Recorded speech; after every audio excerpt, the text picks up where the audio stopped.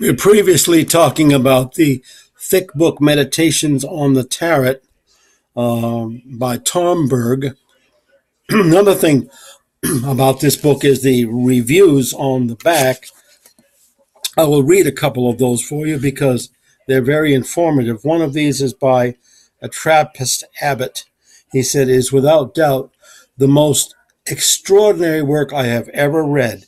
It has tremendous spiritual depth and insight." Another one was by Father B. Griffin. "It is simply astonishing. I have never read such a comprehensive account of the perennial philosophy." And this is by another Trappist abbot, Keating. "This book, in my view, is the greatest contribution to date toward the rediscovery and renewal of the Christian contemplative tradition of the fathers of the church and the high Middle Ages." Another one, an MD, writes, "Meditation on the Tarot has become instrumental in my thinking.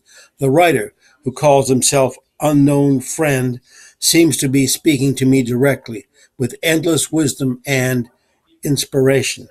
And then this is by a professor of history who says, "The most beautiful and instructive book on the 20th century concerning Western esotericism."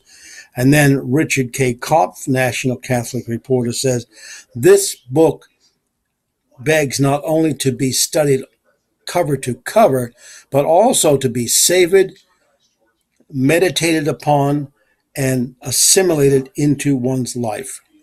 So there are all those reviews. As you can see, they're very positive.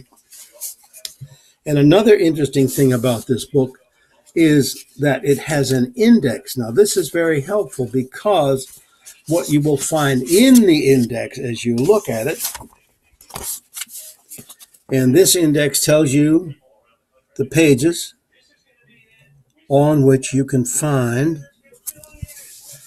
that entity in the index, that person in the index. And what's nice about that, it tells you what pages to go on, and then you can see through that how influential that person happened to be in the writing. For example, Carl Gustav Jung, that psychologist, has many, many pages. And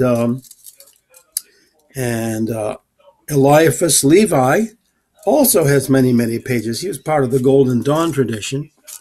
And I must say, the Golden Dawn tradition is quite influential in many books on the tarot, and that the Golden Dawn book itself I have. And you will find, therefore, in the index, when you go to these pages, a very good detail of what the author is doing with those people in the index. Now, sometimes he is not particularly for them, and sometimes he's against them. But many of the things you will find here give great insight into what his sources are, and not only the source, but how he understands the source, how he uses the source to enlighten his interpretation of the tarot cards. And the tarot cards in here, of course, are what he considers the oldest and the most authentic, and that's why he has chosen them. And all of these cards, of course, are from Marseilles, Marseilles, French, very ancient cards. So I think that's why he has chosen them, and I do not have myself any of the cards of that kind of ancient age, except by finding the pictures of them in this book. So that's another reason why this book is so valuable. You will, again, find this book perhaps the longest and deepest insight into the tarot of all the books you could own.